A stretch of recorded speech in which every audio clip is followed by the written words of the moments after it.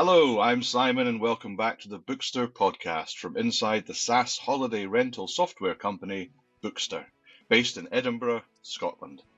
Follow along as Bookster discuss their inner workings and their journey to where they are today.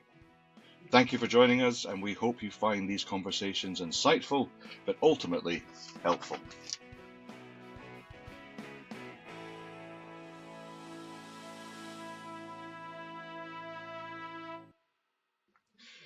Now, welcome back. It's been a little while since our last podcast, but I am joined today, as always, by Managing Director and co-founder of Bookster, Mr. Robin Morris. Happy New Year, Robin, I guess. Happy New Year. Good morning. Good morning. Let's introduce everyone else before we start a little chat. We are joined again on this podcast by Adam Aaron, a support lead for Bookster. Welcome back, Adam. Hello. And we're very grateful today that we've got Letitia Dema, her customer success agent. Did I get any of that right? Yeah, it's perfect. Thank you for having me on the podcast, Simon. No, thank you for joining us. You bring an air of professionalism to this podcast, which we've been sorely missing. So well done. So we are, this is the first podcast of 2025. So today we thought we would kick off with the topic of customer success, as we all want to be successful in 2025. So let's kick off with the first question, and anyone can answer this, or if you want to be specific, that's fine as well. But for Bookster, what is customer success? What does it mean? Right, I'll give it a go, see if I can answer some of this, and then maybe hand over to the other guys.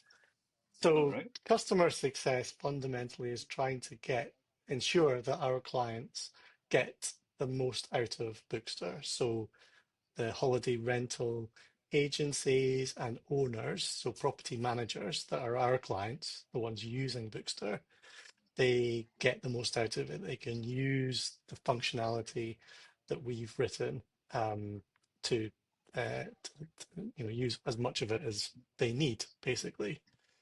That's because now why we need to help is although we try to make things as easy as possible in terms of usability and making Bookstore easy to understand and use, there's, inevitably there will be areas where people need a little helping hand to get going, and then, periodically to remind them of things that they need done or new features that we've added. So it's trying to make sure that people who are using Bookster get the most out of it. And so that's for them. And what we get out of it and why we do it, apart from just trying to be nice to them, is, if they're actually getting something out of it, then they're much more likely to continue to be a client and not go and look for something else in some other system to use. So I think, yeah, that broadly speaking covers it. And I suppose fundamentally the difference between support and customer success is support is reactive. You're answering people's questions, whereas customer success is proactive. We are trying to reach out a hand and help people. So that's really the fundamental difference between the two. Okay. So, I mean, you sort of answered the next question about reactive and proactive. The next question was going to be what the difference was. But do you have any situations where customers kind of, clients, I guess, do they feel like they want to just be left alone to get on with things? Do they know that they need the support and the help from you guys, or anything like that? Letitia, I think you should answer this one. Yes, so I think it's about 50-50. So some clients are really happy that I just proactively contact them and they're actually looking forward to my call and just make sure that they're making the most out of Bookster. So some people are also very happy to have my call. So the other 50%, they are not so happy for me to contact them every so often. So often, some people just don't reply. on the phone or emails, even though I try my best to contact them. But yeah, ultimately, we just want to be there for them to help them make the most out of Bookster and just make sure they're using all of the features, as Robin might say, because some features they might not be aware of. So we want to um, make Bookster easy for them, and ultimately, if they improve their listings, if we help them improve their listings, it also helps attracting bookings. And sometimes they just don't see that, so that's why we try to do. But obviously, some people also for some people it's a side business, it's not their main business, so it's hard for them to just focus on that. Bookstore is kind of like a side job for them. So yeah.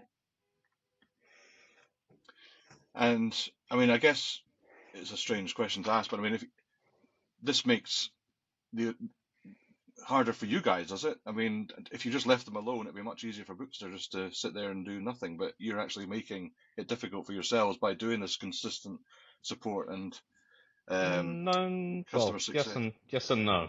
I mean, we started the reason we started the onboarding stuff is we like saw as an overall trend that people weren't doing certain things, and then they would leave because they weren't doing these certain things. And it was mainly, about setting up.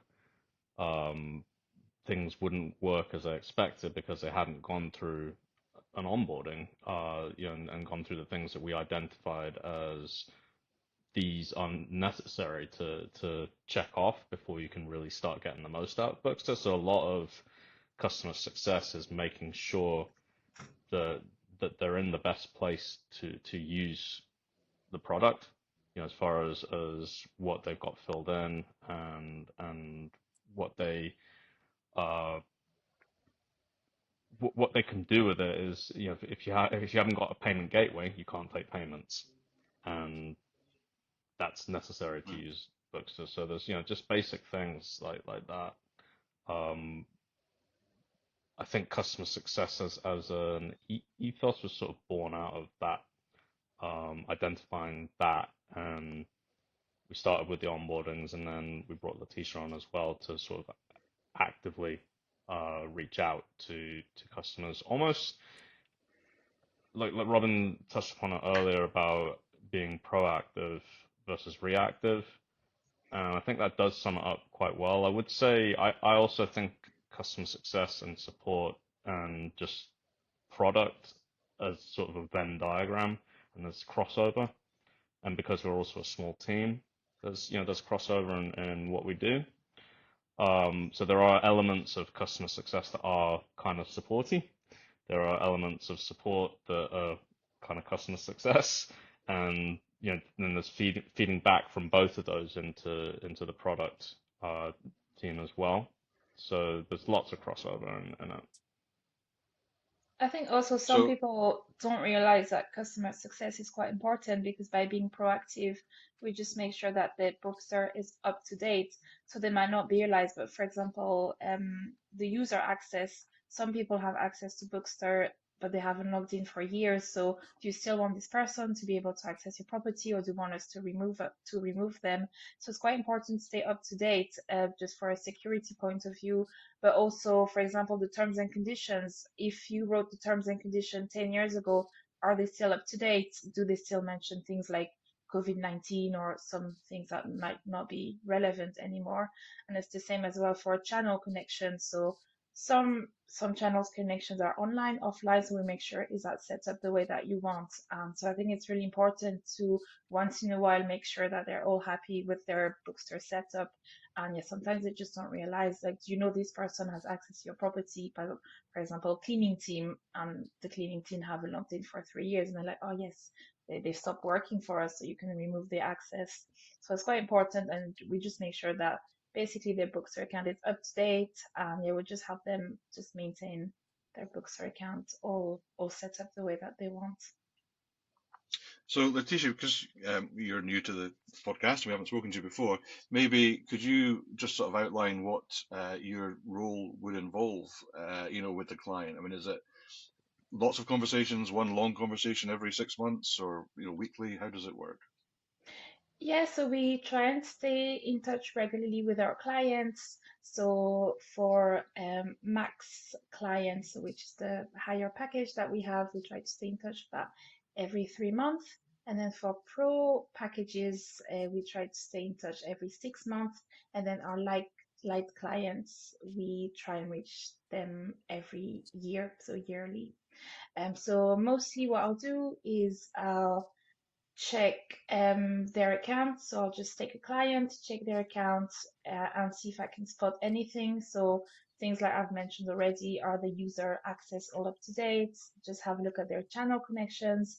If they're not on any channels, maybe I can start the conversation with, do you want to advertise your property on other channels to attract more bookings?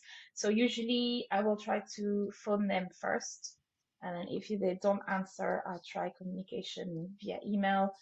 I do try to reach them out 3 times, so 3 phone calls, 3 emails, and if they're unresponsive, they'll just get pushed to their next review date. So if they reply, it's all good. So it can be a phone conversation. Also try to arrange what we call account review. So account reviews are usually a video call, so we can schedule that for the following days, following weeks, and we can have a video call, which we call an account review. So I will share my screen and go through a few things that I've noticed. So there's a bit of prep time, just I have my notes and I just make sure that I go through everything that I've spotted with them. And obviously I'm also here if they have any questions. Because sometimes I reach out to clients and they're like, oh yes, I meant to contact you. I have actually questions, and it's actually good that we're proactive in that way as well. But yeah, I also help Adam with support questions as well. But I guess customer success is my area, so I just try and contact people and just make sure they're all happy with Bookster and that they want to stay with us Oh, and great. that they're making the most of Yeah. our platform. And the customer success is a Bookster success, I guess, at the end of the day. So it all helps each other. Yeah, I think from a kind of, you know, business bigger picture kind of thing, if you're listening to this and you've got a SaaS business, the broader value of in terms of um, you know, just I suppose both bringing in revenue, but just making sure that clients are happy, is that, you know, obviously it's a lot easier and cheaper to keep a client on than it is to try and find a new one. So really, we want our clients to be happy. It's massively in our interest that they're happy, and so sometimes before Letitia was working with us, we might get clients that would leave, and then we would ask them a question, oh, why are you going, or why are you moving to this competitor? And they might say, oh, your competitor has this feature or does that. And it turns out we do that. But by the time they've actually decided to move, it's too late. They've signed a contract, or they've just psychologically made the decision to move or whatever.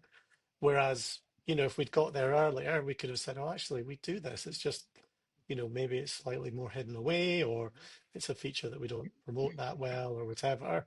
Or maybe we genuinely think it's a feature that actually won't give them much value or whatever. But at least we're there proactively having that conversation first. Um, and also, like Adam was saying as well, being able to get feedback from clients, where they say, oh, it'd be great if Bookster did this, or great if it did that, or we really love this or that, is also massively valuable as well. Understanding what it is how they're using it, what, who logs in, how's their team working.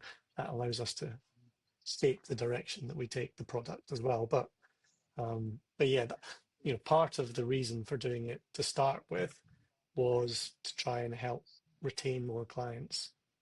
But I think it just broadly is better for our clients generally. So I think also there's maybe different types of people on as far as clients on the receiving end of customer success. There's some that are really appreciative of of you reaching out, and then there's others that they're like, you're just trying to get me to spend more money, aren't you? And that, from our point of view, is totally not what we're about. I mean, yes, we're a business, yes, we're trying to make a living, but it really is customer success, not it as a benefit. You know, if you're using the product, you will be paying for it, but it's certainly not about selling as such. Like we have a sales team to sell. That's a totally different process, and I think we genuinely are trying to put the customer's interests at the center of that process. It is ultimately about them, not us. But I think customer success is one of the strengths of Bookster because I think before we had that department, some clients we had no idea who they were, and now I know every single client, so no one is going through the net. Like we know all of our clients, and I know as well as the personal touch because, oh yes, hi, how are you since last time? So we know the businesses of our clients and we know their story and we know what they want. So I think that's one of the strengths. I don't know if any other PMS do Mm. that, but I think that's one of Bookster's strengths that we know all of our clients and we proactively reach out to them. No, I'm sure that makes a huge difference. I mean, is there anything else that you do as a company for your clients in terms of reaching out to them? I mean, is it just the phone calls and the emails? Do you have, do you get your clients in for meetings face to face? Do you go and see them yourselves? I mean, anything else that you can add to the process? Well, No, that's all we do. Okay, that's yeah. Uh, no, we do have our clients. They do come into the office. Obviously, the ones that are physically near Edinburgh can come in. We sure. had just a couple of weeks ago, we had three of our larger clients in to uh, discuss various things, mainly around owner statements and how that works and what they wanted to see there. So yes, we have those kinds of conversations. We've got a weekly drop-in call Okay. where it's a kind of standing call where one of us will sit on an open video call basically every week, and our clients can just hop into that and just say, hi, and have a chat and see what's going on. We obviously send out emails about updates to the system and things like that too, but and we go to the odd event as well. But in terms of reaching out to clients, mainly it's around the kind of the reviews process. As Letitia described. Yeah, I mean, for Okay. all of our Edinburgh-based clients, I do offer them the possibility to have a face-to-face meeting in our office, but most people, they just have such busy lives, so they just prefer a video call or a phone call, and they don't have physically the time to come to the office. But it does happen that Sure. we have clients who want to meet face-to-face. And how does it work? We've touched upon this way back at the start, I think, about different customers overseas. How does that work in terms of your job, Letitia, and then having to contact these clients? I mean, some of them, I guess, will be funny times for you to be in touch with them. Is that a pain for you? Could you just repeat the question, Simon? I'm sorry. Yeah, I was just wondering how your job is impacted by the time zones of different companies that you work with. So, I mean, most of our clients are based in Europe. We do have some clients in the US. So I can offer times when it suits. So most clients prefer a bit later. So I guess because the US they have their earlier time zone. Three time So zones yeah, or four. so I can offer times that work for them. So, but usually I think when it's some clients when it's 9 a.m. for them, it's 6 p.m. here. So that works. We're available. We can cater to what people want. If they want early in the morning or even lunchtime or after work, we try and adapt and offer our clients' times that they prefer, obviously. To be fair, it has, I think, been a problem. We have had clients in Australia, and I think as a result of not really being able to have conversations with them, because of the time zone differences, I think ultimately that's why we haven't got any clients in Australia anymore, and or New Zealand. Um, and yeah, our platform is only in English at the moment. So, although we do have clients throughout Europe, usually sort of expat English speaking clients, um, and we do have some North American clients as well. Yeah, but What I was going to say, Robin, to add to that, like a lot of I mean, we're not all based in Edinburgh now. I've moved recently, but we do have a lot of Edinburgh-based clients coming on saying, "Oh, I want to support a local business." So we do have a lot of that as a result. It's like kind of the opposite of what we're talking about in some ways. But as far as further afield, yeah, I'd say it is a challenge. it's You know, sort of a to challenge that we've failed in the past, actually. I think that I think we've gotten better at it, but I think it's something we could do even better at.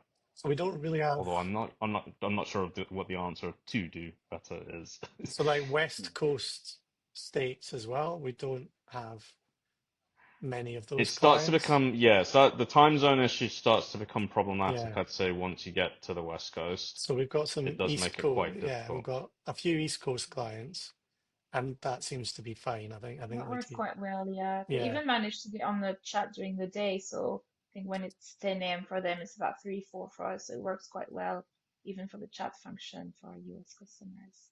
yeah. Right. But Um, I'm sure if there are, sorry, go on. I was just going to say, I think we have naturally we've got that coverage, and actually our client base reflects that we don't actually have any really in Australia and New Zealand, not many on West Coast states. I don't think we've got any Hawaii customers, for example. But you're open to open a Hawaiian-based Bookster office, I'm sure. Well, Simon, yeah, we need a podcast host based there. Well, happy to oblige. Uh, I am off to China soon, so if I can help you out in any way, let me know. Oh, So the other question we haven't talked about yet is how do you keep this momentum going? You've got your customers. I mean, how do you just keep that relationship? I mean, you've spoken about it briefly, I guess, earlier, but I mean, is there anything you proactively do to keep your customers happy and coming back and telling their friends about you? Or um, do you just Referral rely scheme? on, A referral scheme? Or, yeah. right? So yeah, so we offer a referral scheme if there's nothing, we can shout about our product as much as we can, but there's nothing is as valuable as an existing client recommending you. Sure.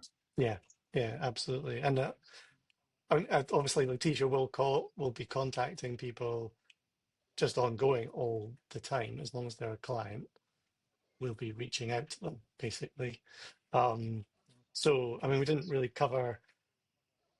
haven't really covered the onboarding process really, which is fine in this, but too much. But essentially, we've got quite an intense onboarding when people start, and then it sort of kicks into the reviews process after that. And that's kind of how we ongoing try to keep the momentum going of them uh, uh, being in touch with us and continuing Right. to. Yeah, I think we get nervous when people haven't been in touch for a long time, or haven't, especially if they haven't logged in actually for a long time. We do have clients.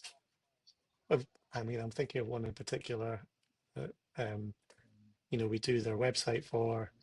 They've been a client for probably more than 10 years, even further than that, and we cannot talk to them. They just never want to speak to us. And yet they seem perfectly happy, and they get lots of bookings, and they log in all the time, and they're, as far as we can tell, they're doing great, but they just do not want to talk to us. Which is, I don't know, that's fine, but I think Letitia knows who I'm talking about. Yeah, it is a minority, but so I've been at Bookster for 2 years and a half, and there are some clients in these 2 years and a half that have never managed to get on the phone or got a reply by email. So there are some clients who just don't want to speak to us, which is a shame because there's a lot more that they can do with our platform, but they just don't want to invest the time or Mhm. yeah, which is a shame. Well, I guess in one way it means you're doing a good job, I guess, and take that as a positive, I suppose. Yeah, the notes are ready when they are, so I can go through that with you anytime, so just call me. Cool. Great. Well, look, we're looking at 25 minutes for this podcast, so probably we should maybe think about wrapping it up, unless anyone has anything else they'd like to add to this particular conversation today. We seem to have covered quite a lot of the customer success journey. One thing I was going to ask, this is a silly thing, but do you actually have a chat icon on sort of your website that people can click on and speak to you live as it happens? Yeah. Yeah, Fantastic. yes, Yeah, we do. none of us are on it right now because we're doing the podcast, but yes. Yeah. Oh, Yes, good. yes, we do. Yeah. We've got chat, email, phone, drop-in Snail calls. mail. Yeah, you could send us a letter. That would be quite nice to receive Letter. a Yeah, letter. that'd be nice. Yeah. Yeah, I, actually, I it would encourage be. that. Yeah. It's nothing quite like receiving an actual letter. I know. Bizarrely, I got a postcard the other month there from someone who's on holiday, and I've not had a postcard from anyone for literally years, and it was actually really quite nice to get to get one. There you go. So Yeah. maybe we should go back Actually, to old. that's a good point, actually. We should, Letitia, maybe the clients you can't reach, maybe we should send them a wee letter. Yeah, we Just a could try that. handwritten letter. There you That's go. a That'd be good idea. nice. That's actually quite a good idea. There we go. We'll come back. Look at Well, that. See, next podcast, we'll let you know how successful that was. let us. Exactly. Well, that's nice. We're going back to the basics. I like it. Right. Well, look, we've kept you long enough. So thank you all for your time this morning. Appreciate the conversation and the honesty at points as well. Thank you. We will do this all again soon and speak about another topic. But this is the first podcast for 2025. Hope you've enjoyed it. Thank you for joining us, and we look forward to speaking with you all again very soon. Until then. Goodbye. Goodbye. Thank Bye. you, everyone.